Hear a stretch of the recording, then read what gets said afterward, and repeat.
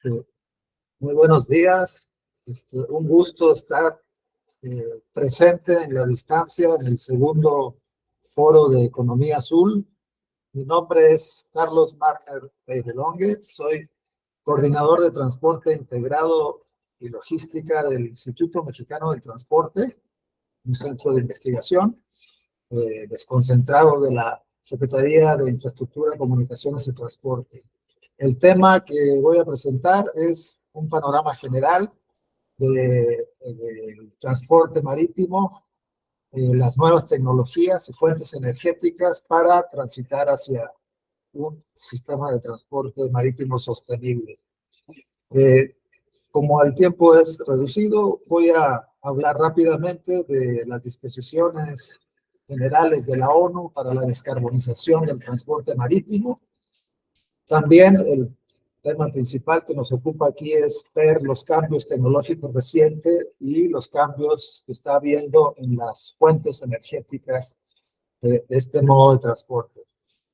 Rápidamente también repasaremos la situación de México, el transporte marítimo en México, en el contexto de de la descarbonización y las nuevas fuentes energéticas.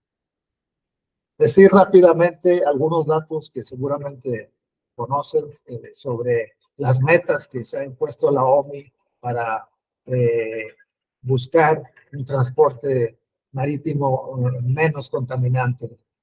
Como sabemos, entre sus metas está buscar que en el 2030 se produzca un 40% más de emisiones de CO2 comparado con los niveles de 2008, que en el 2050 se llegue a un 70% menos de esas emisiones. En lo que se refiere a las emisiones de gases de efecto invernadero procedentes del transporte marítimo, la meta para el 2050 es reducir al menos un 50% comparado con los niveles de 2008. Estos son metas que, bueno, algunos han cuestionado, puede que se requiera que esto vaya más rápido, pero bueno, de momento así están establecidas y se está avanzando en cierta medida en esto. Ya en el 2020 pues, se logró establecer la reducción del azufre en los combustibles marinos de un 3.5% a un 0.5%, eso es lo que se estableció como máximo, y esta reducción pues, implica emitir un 77% menos de emisiones totales de óxidos de azufre. Pero, ¿cuál es la situación? ¿Cómo estamos actualmente? Bueno, como ustedes saben, hay distintos cálculos, pero pues más o menos todavía el 98% del transporte marítimo de altura y cabotaje utiliza combustibles fósiles, en particular el llamado fuel oil pesado, diésel marino y demás, ¿no? También les podría decir que hasta el momento no existen tecnologías cero emisiones comercialmente viables y disponibles a gran escala. No obstante, se están desarrollando nuevas tecnologías y fuentes energéticas más eficientes y menos contaminantes. Y esa es una carrera contra el tiempo que se da en el transporte marítimo y en todos los modos de transporte, ¿no? Entre ellos destacan biocombustibles, energía eléctrica, gas natural licuado, etcétera, ¿no? Y sí están reportando avances importantes en la investigación de fuentes de energía no fósiles, ¿no? Y en tecnologías que aumentarán la eficiencia energética y contribuirá a la reducción de los gases de efecto invernadero, ¿no? En general hay ahorita mucha experimentación en distintos tipos de energía, desde la eléctrica, la solar, la eólica, el gas natural licuado y su, digamos, continuación hacia una tecnología menos carbonizada como el bio-GNL, el metanol, últimamente está dando de qué hablar, y bueno, el desarrollo de células de combustible que pueden ser de hidrógeno y de amoníaco, ¿no? Todo estos últimos dos todavía con mucho camino por recorrer. Entonces, como les decía, Si bien es cierto que estas tecnologías de cero emisiones no se encuentran disponibles masivamente, hay avances. Y hay avances para un progresivo proceso hacia la descarbonización. En general, en la literatura sobre el tema, vemos que el hidrógeno y el amoníaco pues, apuntan a ser como los combustibles cero emisiones del futuro en el transporte marítimo y en otros medios de transporte. Pero todavía tienen un camino largo para consolidarse como opciones viables, que tiene que ver ese camino pues con todo el desarrollo que se requiere en investigación y desarrollo, modificación de embarcaciones y motores para poder funcionar con estas fuentes de energía. También en el tema de los diseños seguros, que es muy importante. Algo que también me interesa remarcar es que, bueno, ahorita vamos a empezar a revisar más adelante cuáles son los avances en estas fuentes de energía, si no totalmente descarbonizada, pues por lo menos menos contaminante. Algo que me gusta apuntar es que hay diferencias según el tipo de transporte marítimo de lo que estamos hablando. Si es transporte marítimo de corta distancia y cabotaje, o si es transporte marítimo de altura y de largas distancias en general, ¿no? Por ejemplo, se habla mucho de la energía eléctrica, de la electrificación, como una fuente de energía no carbonizada o descarbonizada para los buques. Hay experimentos, hay ya algunos que están funcionando con este tipo de energía, pero su característica es precisamente que están hechos para viajes cortos, son embarcaciones no muy grandes, para ríos, o para en el entorno costero. Para los buques más pesados, más grandes, de alta mar y de altura, digamos, esto no parece constituir una solución. No hay una batería suficientemente grande para unos viajes de esas magnitudes. Entonces, se están yendo por otras vías. Aquí alguna información, por ejemplo, de lo que hay actualmente a 2023 en cuanto a buques que funcionan con electricidad, con baterías eléctricas. Tenemos 769 y 237 que están en orden, o sea, que están ordenadas en su construcción, que se están construyendo. Llama la atención en el uso de la electricidad que solo Noruega tiene el 34% de estas embarcaciones, y si le sumamos el resto de Europa ya estamos hablando del 63%, ¿no? Es donde más se ha desarrollado. También hay que decir, el 57% de las embarcaciones son híbridas, es decir, combinan la electricidad con los combustibles convencionales. Puro eléctrico, solo el 22%. Esta ecuación seguramente irá cambiando a medida que pase el tiempo. Y son utilizadas sobre todo para buques ferries, para ferries de pasajeros y, bueno, que llevan vehículos, ¿no? Y en menor medida, digamos, para buques pesqueros o para buques de suministro offshore a terminales, a plataformas como las petroleras, por ejemplo. Pero en los buques de altura, en lo que realmente está, digamos, teniendo más utilización en este momento, hacia donde va la gran parte de la nueva construcción de buques, es en primera instancia hacia el gas natural licuado, que ciertamente ayuda a reducir los gases de efecto invernadero en comparación con el fuel oil pesado, pero no es obviamente totalmente descarbonizado, ¿no? Aquí hay algunos datos, reduce hasta el 99% de los óxidos de azufre, 96% de los óxidos de nitrato, un 40% de CO2, ¿no? Y hay un creciente número, como lo vamos a ver, de embarcaciones que están utilizando esta fuente energética. También es interesante decir que hay más de 125 puertos en el mundo con infraestructura para el repostaje de gas natural licuado, es decir, para que los barcos puedan cargar este combustible. Aquí una pregunta interesante que seguramente ustedes me harían si estuviera yo ahí presenciales: ¿y cuántos de esos hay en México, no? Bueno, no estoy ahí para responderlas, pero sí, ahora sí que la respuesta sería lo que diga mi dedito, pero bueno, es un área de oportunidad que hay que tomar en cuenta, ¿no? Sin duda alguna, ¿no? Ahora, el gas natural licuado tiene una continuación que es, ahora sí que es cero emisiones, desarrollos posteriores, que es lo que le llaman bio-GNL, que es biometano licuado, ¿no? Y que podría tener éxito, vemos, importante porque no implica hacer cambios mayores en la estructura de los buques, en los motores de los buques, en las máquinas y demás, ¿no? Y eso es importante en cuanto al costo y el desarrollo, ¿no? Algunos buques muy grandes que están operando ya con gas natural licuado, son buques, por ejemplo, de contenedores de 23.500 TEUs, que es una medida de contenedor de 20 pies, que es muy, muy grandes. También un gran éxito está teniendo esta fuente energética para los buques car carrier, los buques que mueven coches, vehículos.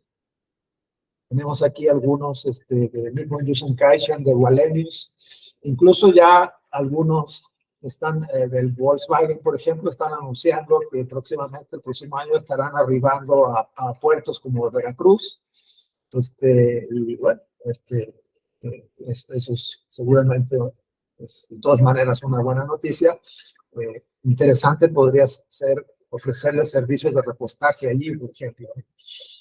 Quiero mencionar, ya que el evento es en Manzanillo, bueno, que Manzanillo ya de alguna manera daba los primeros pasos hacia tratar de tener desarrollos de cadenas de suministro marítimo, portuarias e intermodales que vayan hacia la descarbonización, ¿no? Ya recientemente llegó este gran buque de 15.000 TEUs, muy grande, que funciona con gas natural licuado, y se hizo una cadena interesante, porque la descarbonización de las cadenas de suministro es lo importante, no solo la parte del marítimo, sino el resto de los modos, con un servicio intermodal del buque al tren, que contamina bastante menos por carga movida, por contenedor movido, que el autotransporte. Y además allí mismo se hizo la inauguración de un primer contenedor certificado de carbono neutro, ¿no? Entonces, estos pasos son importantes. Desde luego, en la medida en que se vaya generalizando, pues mucho mejor, pero sin duda eso es interesante, desarrollar aquí un corredor verde a través de un puerto mexicano, ¿no? Estos son los buques propulsados por gas natural licuado en el 2023, los que están en operación en el azul clarito, que son bastante pocos, hay que decirlo, porque esto realmente empezó hace 10 años, y si ustedes ven la gráfica del lado derecho, ver el número de barcos que había, y cómo ha ido creciendo, pues sí, que bueno, ha ido creciendo rápido, pero es reciente, ¿no? Y bueno, lo importante es que en las órdenes de construcción de buques vemos, sobre todo en el rubro de contenedores, pues un número significativo de un crecimiento importante. También los vemos en los car carriers, como les mencionaba, los buques que llevan carros, y algo en los tanqueros de petróleo y de químicos, algo en los bulk carriers, que son barcos de graneles agrícolas y minerales. Otra fuente energética que está cobrando ímpetu en el transporte marítimo, y esto es más reciente todavía que el gas natural, es el metanol. Al menos 2 grandes navieras se han embarcado en este tema de desarrollar el metanol como la fuente energética para mover sus barcos. El primero fue Evergreen, ya encargó 19 buques, del tamaño de 17.000 TEUs, que son bastante grandes, pero también había encargado previamente barcos pequeños, más pequeños, de 2.500, 2.700 TEUs, para ser propulsados por metanol. Lo propio sucede con Evergreen, que este año anunció la solicitud de construcción de 24 portacontenedores de gran tamaño también. El metanol, pues todavía si ustedes lo ven, lo que había de barcos propulsados por metanol eran solo tanqueros de productos químicos, 23 aquí se menciona, pero prácticamente nada más, ¿no? Muy poco. Sin embargo, ahora vemos también que los barcos de contenedores están teniendo una cifra importante de solicitudes de buques nuevos, como les decía, algunos de gran tamaño para esta fuente energética, ¿no? Aquí nada más les comparto rápidamente la composición, digamos, de lo que había como fuentes energéticas. Este es de Nippon Yusen Kaisha, del 2006 al 2014, pues dice, pues, la energía requerida, si la energía eran 100 unidades, pues todo era heavy oil.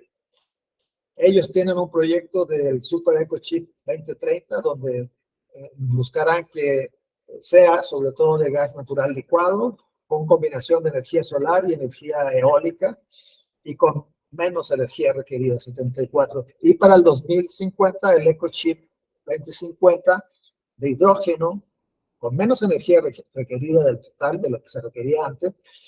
El principal sería hidrógeno y energía solar. Y con ese ellos auguran que la reducción del CO2 sería del 100%. ¿Qué pasa en México? Bueno, en México pues prácticamente no tenemos una marina mercante, ¿no? Es muy pequeña, como dice ahí, 125 embarcaciones iguales o mayores de 5,000 toneladas de registro bruto, que son embarcaciones pequeñas. 42 de ellas se dedican a mover carga, mueven el cabotaje, sobre todo, 70% cabotaje. En el comercio de altura no llega ni al 1%.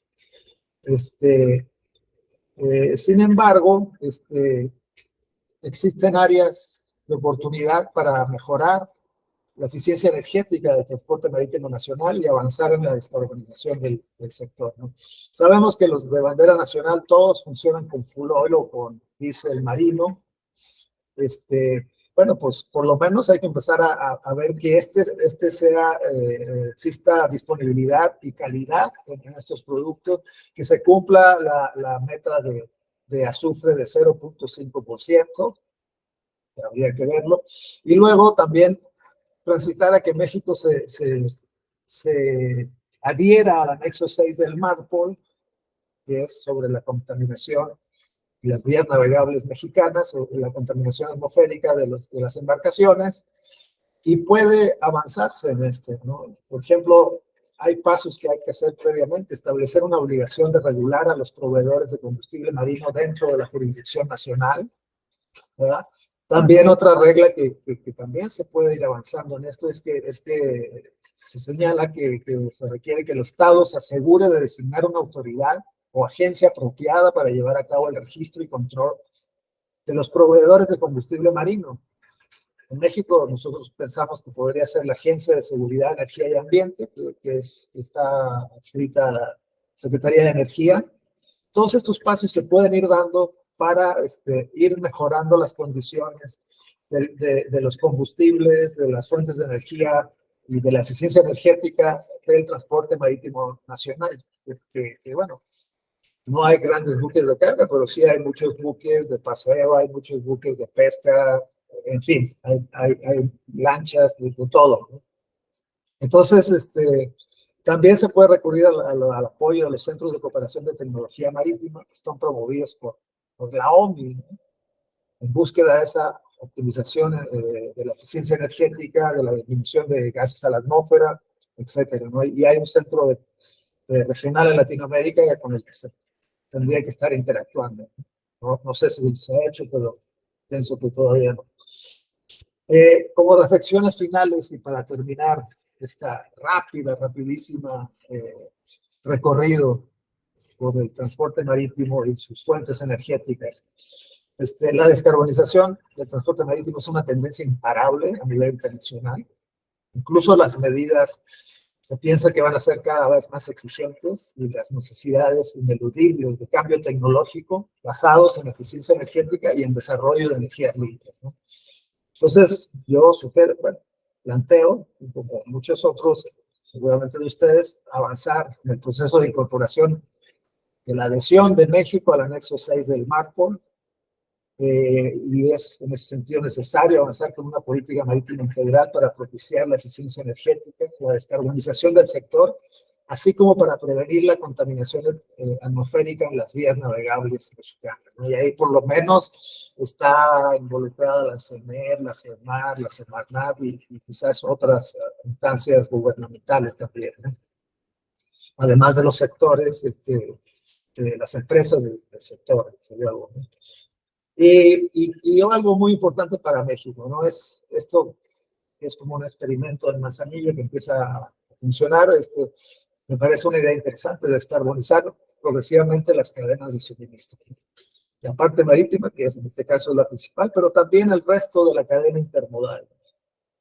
Y algo sumamente importante es que este proceso de cambio energético, de cambio de fuentes energéticas, va a ser una revolución. Hay que cambiar el uso de las energías, digamos, derivadas del petróleo por otras más limpias, y hay que producirla en una escala enorme, pero no solo es producirlas, sino que hay que distribuirlas, hay que generar la infraestructura, hay que almacenarla, distribuirla, hacerla llegar a los vehículos, a las embarcaciones y demás.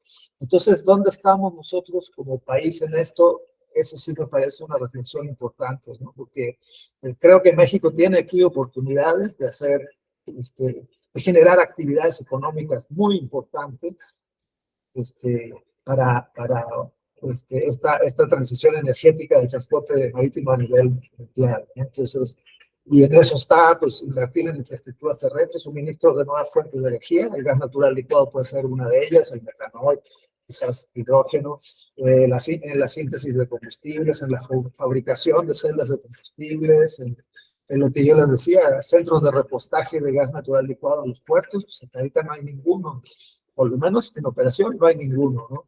Pero van a empezar a llegar esos barcos a nuestras costas, y bueno, ¿por qué no les podemos ofrecer esa fuente de energía, o incluso mejorada, como el GNL?